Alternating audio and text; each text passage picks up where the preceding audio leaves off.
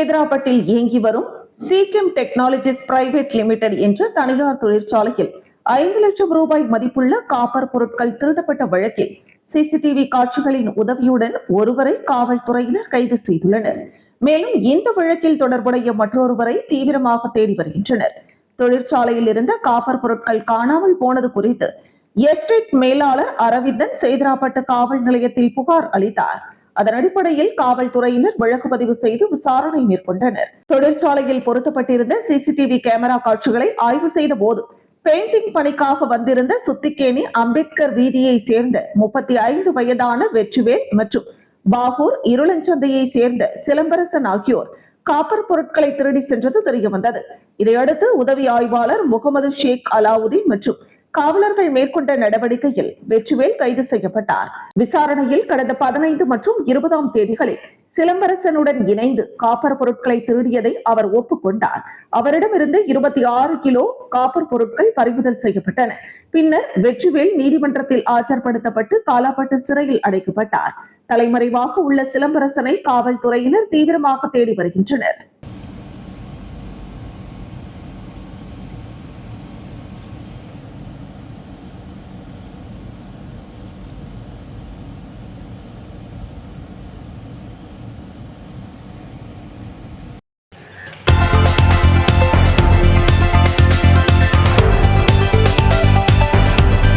முதலமைச்சர் விஜய் பிறந்த நாளை முன்னிட்டு தனியார் அமைப்பு சார்பில் புதுச்சேரி கடற்கரை சாலையில் உள்ள காந்தி சிலை எதிரே காந்தி திடலில் அவர் நடித்த மெர்சல் திரைப்படம் பிரம்மாண்ட LED திரையில் திரையிடப்பட்டது. திரைப்படத்தை காண ஏராளமான விஜய் ரசிகர்கள் மற்றும் சுற்றுலா பயணிகள் திரண்டனர். ரசிகர்கள் கட்சி கொடிகளை ஏந்தி ஆட்டம் பாட்டத்துடன் உற்சாகமாக திரைப்படத்தை கண்டு ரசித்தனர். பொதுமக்கள் மற்றும் சுற்றுலா பயணிகளும் ஆர்வமுடன் நிகழ்வில் பங்கேற்றனர். இதனை முன்னிட்டு அப்பகுதியில் காவல்துறையினர் பாதுகாப்பு பணியில் ஈடுபடுத்தப்பட்டிருந்தனர். எந்த அசம்பாவிதமும் இன்றி நிகழ்ச்சி உற்சாகமான சூழலில் நிறைவடைந்தது.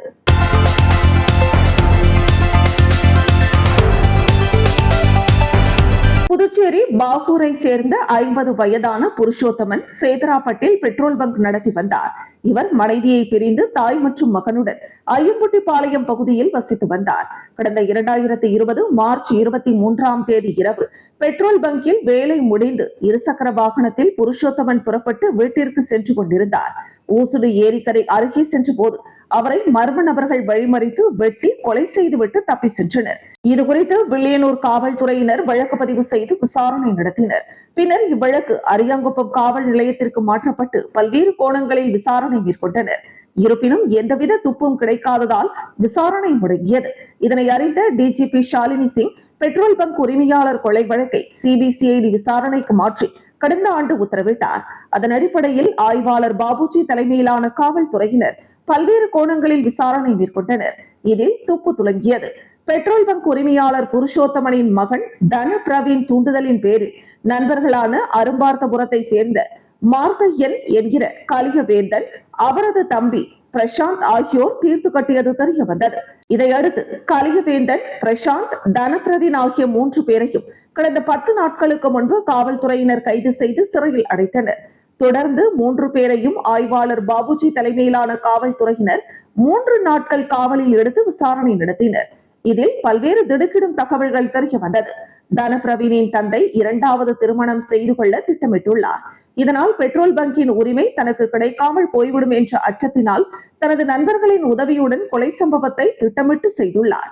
நண்பர்கள் கலைவேந்தன், பிரசாந்த் ஆகியோர் இணைந்து விழுப்புரம் நீதிமன்ற வளாகம் எதிரே பெயர் தெரியாத நபரிடமிருந்து இருசக்கர வாகனத்தையும் காந்தி சிலை அருகே உள்ள ஒரு கத்தி கடையில் 2 பட்டா கத்திகளையும் வாங்கியுள்ளனர். புருஷோத்தமனுக்கு ஒரு திருமணம் தான் ஆகியிருந்த நிலையில் மகனும் கொலையாளியுமான தனப்பிரவீன் வில்லியனூர் காவல் நிலையத்தில் கொடுத்த புகாரில் தனது அம்மாவை முதல் மனைவி என்று குறிப்பிட்டு வந்துள்ளார். அவரது வாக்குமூலமும் முன்னுக்கு பின் முரணாக இருந்தது. பிறகு நம்ப தகுந்த சாட்சிகளின் தகவல்கள், கைபேசி அழைப்பு பதிவுகள், கண்காணிப்பு கேமரா காட்சிகள் ஆகியவற்றின் அடிப்படையில் 3 பேரை பிடித்து தனித்தனியாக விசாரித்த போது இந்த உண்மை வெளிவந்தது. கலியவேந்தன், அவரது தம்பி பிரசாந்த் ஆகிய 2 பேர் மீதும் அடிக்கடி வழக்குகள் ஏற்கனவே உள்ளன. கொலை சம்பவத்தில் ஈடுபட்ட கலியவேந்தன், பிரசாந்த் ஆகியோரை காவல்துறையினர் ஊசுடு ஏரிக்கு அழைத்து சென்று தேடுதல் பணியில் ஈடுபட்டனர். அதில் ஒரு கத்தி மற்றும் செல்போன் கண்டுபிடிக்கப்பட்டது. இதையடுத்து காவல்துறையினர் அதனை பறிமுதல் செய்தனர். 3 நாட்கள் விசாரணைக்கு பின் 3 பேரையும் நீதிமன்றத்தில் ஆஜர்படுத்தி மீண்டும் சிறையில் அடைத்தனர்.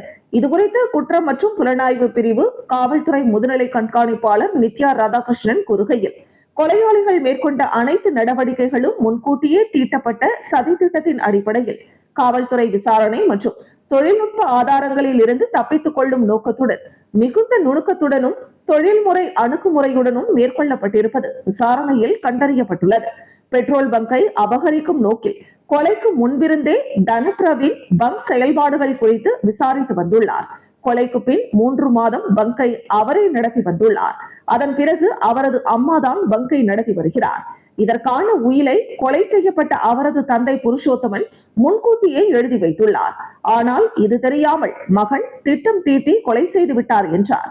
மிகவும் சவாலான கொலை வழக்கில் கொலையாளிகளை கண்டுபிடித்து கைது செய்துள்ள சிபிசிஐடி கண்காணிப்பாளர் தனசேகர், ஆய்வாளர் பாபுஜி, உதவி ஆய்வாளர் சிவசித்தன், துணை உதவி ஆய்வாளர் பழனிராஜா மற்றும் தலைமை காவலர்கள் அடங்கிய குழுவினரை டிஜிபி, முதுநிலை கண்காணிப்பாளர்கள் உள்ளிட்ட உயர் அதிகாரிகள் பாராட்டு தெரிவித்தனர்.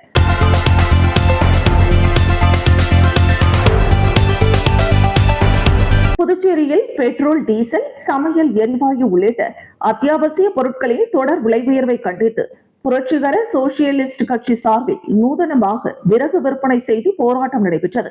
கருவடிக்குப்பம் காமராஜர் மணிமண்டபம் அருகே நடைபெற்ற இந்த போராட்டத்திற்கு மாநில அமைப்பாளர் பார்த்தசாரதி தலைமை தாங்கினார். கட்சி நிர்வாகிகள் முன்னிலை வகித்தனர். போராட்டத்தில் 30க்கும் மேற்பட்ட நிர்வாகிகள் மற்றும் தொண்டர்கள் கலந்து கொண்டு சமையல் எரிவாயு விலை உயர்வால் பொதுமக்கள் விறகை நாடும் நிலை ஏற்பட்டுள்ளதாக குற்றம் சாட்டி விறகு விற்று மத்திய அரசுக்கு எதிராக கண்டன முழக்கங்களை எழுப்பினர். மேலும் அத்தியாவசிய பொருட்களின் விலை உயர்வை உடனடியாக கட்டுப்படுத்த நடவடிக்கை எடுக்க வேண்டும் என வலியுறுத்தினர். உயர்வுக்கு எதிரான ஆர்ப்பாட்டம் ஜிந்தாபாத், கம்யூனிஸ்ட் பார்ட்டி ஜிந்தாபாத்.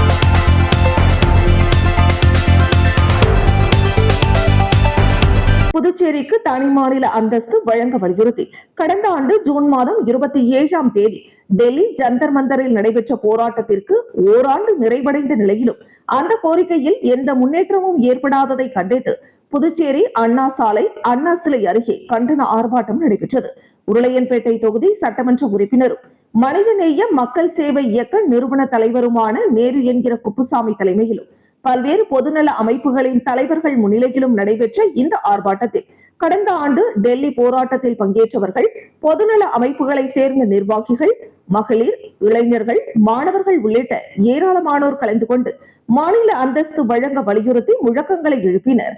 ஆர்ப்பாட்டத்தில் பேசிய சட்டமன்ற உறுப்பினர் நேரு என்கிற குப்புசாமி, மாநில அந்தஸ்து இல்லாததால் புதுச்சேரி அரசின் பல்வேறு நலத்திட்டங்கள் தாமதம் அடைவதோடு சில திட்டங்களை பெற முடியாத நிலை ஏற்பட்டுள்ளதாகவும், மத்திய அரசின் நிதிக்குழுவில் உரிய பங்கு பெற முடியாததால் மாநிலத்தின் வளர்ச்சி பாதிக்கப்படுவதாகவும் தெரிவித்தார். மேலும் புதுச்சேரிக்கு உரிய அரசியல் மற்றும் நிதி அதிகாரங்களை உறுதி செய்யும் வகையில் உடனடியாக மாநில அந்தஸ்து வழங்க நடவடிக்கை எடுக்க வேண்டும் என்றும் இந்த கோரிக்கையை வலியுறுத்தி போராட்டம் நடைபெற்றதாகவும் தெரிவிக்கப்பட்டது.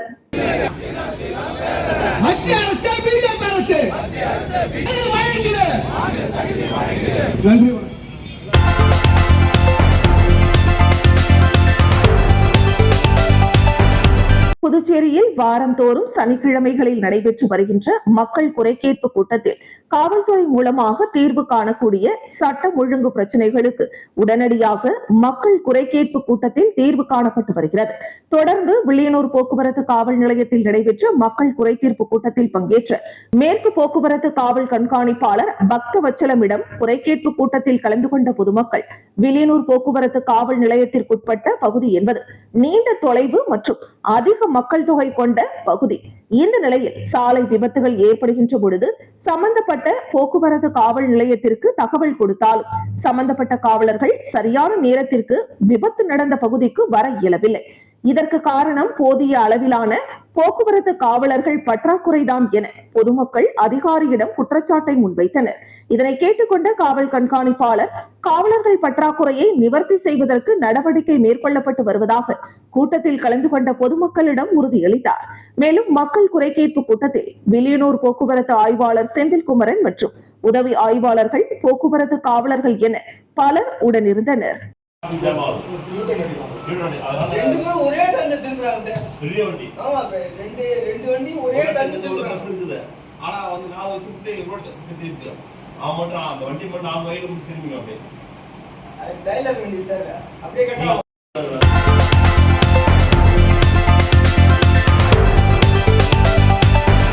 புதுச்சேரி பூரணாங்குப்பத்தில் அமைந்துள்ள 400 ஆண்டுகள் பழமையான வரலாற்று சிறப்புமிக்க முழியன்குளம் லூமினா டேட்டா மேட்ரிக்ஸ் நிறுவனத்தின் பெரு நிறுவன சமூக பொறுப்புணர்வு நிதி உதவியுடன் மிகச்சிறந்த முறையில் சீரமைக்கப்பட்டுள்ளது.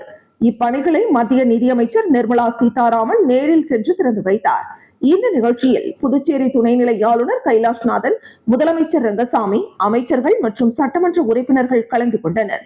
சமூக மேம்பாட்டிற்காகவும் நீர் வளத்தை பாதுகாப்பதற்காகவும் லூமினா டேட்டா மேட்ரிக்ஸ் நிறுவனம் காட்டிய முன்மாதிரியான பங்களிப்பை பாராட்டும் விதமாக மத்திய நிதியமைச்சர் நிர்மலா சீதாராமன் அந்த நிறுவனத்தின் சார்பாக விருது வழங்கி கௌரவித்தார். உலகளாவிய டிஜிட்டல் மற்றும் தொழில்நுட்ப சேவை துறையில் முன்னணி நிறுவனமாக திகழும் லூமினா டேட்டா மேட்ரிக்ஸ் தனது வணிக செயல்பாடுகளை தாண்டி சமூக நலனிலும் மிகுந்த அக்கறை கொண்டுள்ளது. 400 ஆண்டுகள் பழமையான குளம் ஒன்றை புனரமைத்து அதனை மீண்டும் உயிர்ப்பித்ததன் மூலம் சுற்றுச்சூழல் பாதுகாப்பில் இந்த நிறுவனம் கொண்டுள்ள அர்ப்பணிப்பு வெளிப்பட்டுள்ளது. விருது பெற்றதன் மூலம் சமூக பொறுப்புணர்வுடன் செயல்படும் முன்னணி நிறுவனங்களில் ஒன்றாக லூமினா டேட்டா மேட்ரிக்ஸ் மீண்டும் ஒருமுறை தனது அடையாளத்தை பதிவு செய்துள்ளது. இந்த சிறப்பான முன்னெடுப்புக்கு அரசு தரப்பிலும் பொதுமக்கள் தரப்பிலும் பாராட்டுகள் குவிந்து வருகின்றன. Executive Vice President at Luma Data Matrix. Luma Data Matrix is involved in service delivery of content technology to publishers and retailers across the globe, right? And when we got this opportunity of working with, William.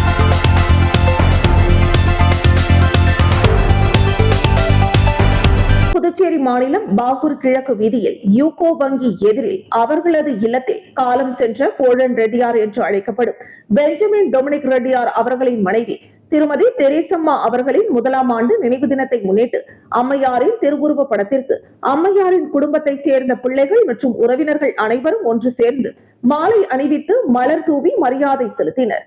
தொடர்ந்து அப்பகுதியில் பொதுமக்களுக்கு காலை சிற்றுண்டியும் வழங்கப்பட்டது. தொடர்ந்து மதியம் பாகூர்பேட் மற்றும் அவர்கள் வசிக்கும் இடங்களில் பொதுமக்களுக்கு அன்னதானம் வழங்கப்பட்டது. அம்மையாரின் ஆத்மா சாந்தி அடைய அன்னதானங்களை வழங்கினர். அம்மையாரின் குடும்பத்தை சார்ந்த பிள்ளைகள் மற்றும் உறவினர்கள் அனைவரும் இந்த நிகழ்ச்சிக்கான ஏற்பாடுகளை செய்திருந்தனர்.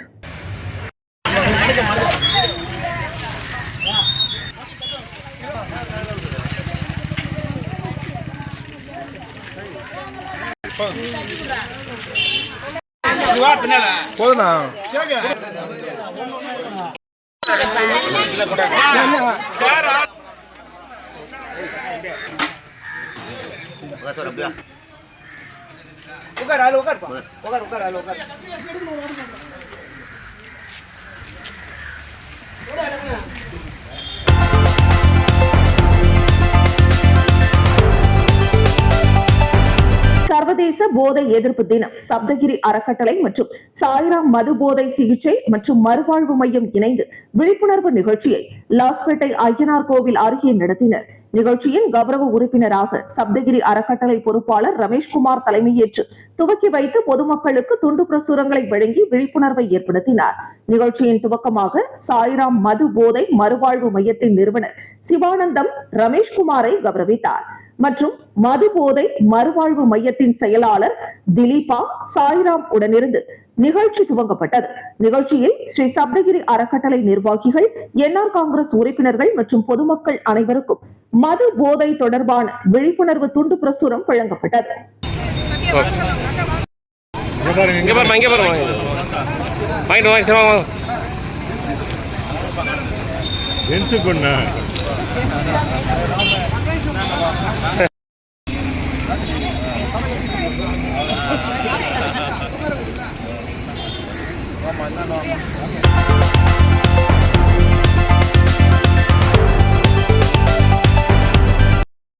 கால்பந்து சங்கம் சார்பில் 2024, 2025 மற்றும் 2025, 2026 ஆண்டுகளுக்கான கால்பந்து லீக் போட்டிகளில் வெற்றி பெற்ற அணிகளுக்கான பரிசளிப்பு விழா லாஸ்பேட்டை அடுத்துள்ள LFB விளையாட்டு மைதானத்தில் சிறப்பாக நடைபெற்றது.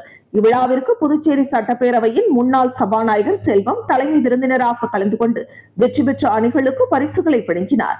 சிறப்பு விருந்தினராக அமுதவாணன் கலந்து கொண்டு வீரர்களையும் அணிகளையும் பாராட்டினார்.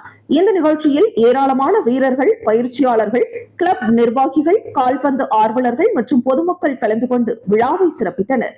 புதுச்சேரி கால்பந்து சங்கம் நடத்திய பல்வேறு போட்டிகளில் சாதனை படைத்த அணிகளின் வெற்றிகளை கொண்டாடும் வகையில் இந்த விழா நடைபெற்றது. விழாவில் பேசிய சிறப்பு விருந்தினர்கள் வெற்றி பெற்ற வீரர்கள் மற்றும் அணிகளை பாராட்டியதுடன் புதுச்சேரியில் கால்பந்து விளையாட்டை மேம்படுத்தவும் வளர்ச்சியடைய செய்யவும் தொடர்ந்து பாடுபட்டு வரும் புதுச்சேரி கால்பந்து சங்கத்தின் சேவைகளை பாராட்டினர். விழாவின் போது 2024, 2025 மற்றும் 2025, 2026 ஆண்டுகளில் வெற்றி பெற்ற அணிகளுக்கு கோப்பைகள், பதக்கங்கள் மற்றும் சான்றிதழ்கள் வழங்கப்பட்டன.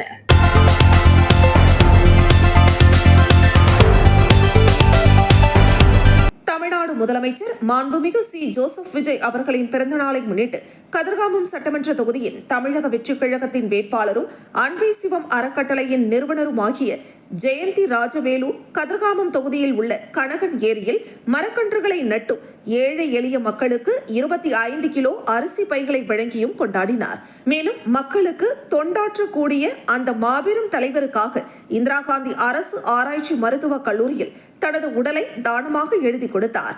மேலும் ஜெயந்தி ராஜவேலு கூறுகையில், மக்களின் தங்க மகனின் பிறந்த நாளுக்காகவும் மக்கள் மத்தியில் உடல் மற்றும் உறுப்பு தானத்தை பற்றிய ஒரு விழிப்புணர்வை ஏற்படுத்தும் விதமாகவும் உடல் தானம் படிவத்தை பூர்த்தி செய்து கொடுத்ததாக கூறினார்.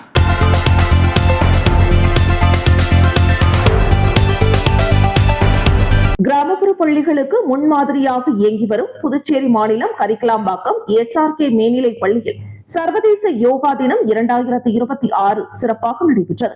இந்த நிகழ்வில் 350க்கும் அதிகமான மாணவர்கள் உற்சாகமாக பங்கேற்று பல்வேறு யோகாசனங்களை செய்து தங்களது திறமைகளை வெளிப்படுத்தினர். விழாவிற்கு பள்ளியின் நிறுவனர் தியாகராஜன் தலைமை தாங்கினார். சிறப்பு விருந்தினராக ஏம்பலம் சட்டமன்ற உறுப்பினர் மோகன்தாஸ் கலந்து கொண்டு யோகாவின் அவசியம் மற்றும் அதன் உடல், மனநல பயன்கள் குறித்து மாணவர்களிடம் உரையாற்றினார். நிகழ்ச்சியில் மாணவர்கள் ஒழுக்கம் மற்றும் ஆர்வத்துடன் யோகா பயிற்சிகளை மேற்கொண்டனர். இதன் மூலம் ஆரோக்கியமான வாழ்க்கை முறையை பின்பற்ற வேண்டியதன் முக்கியத்துவம் வலியுறுத்தப்பட்டது.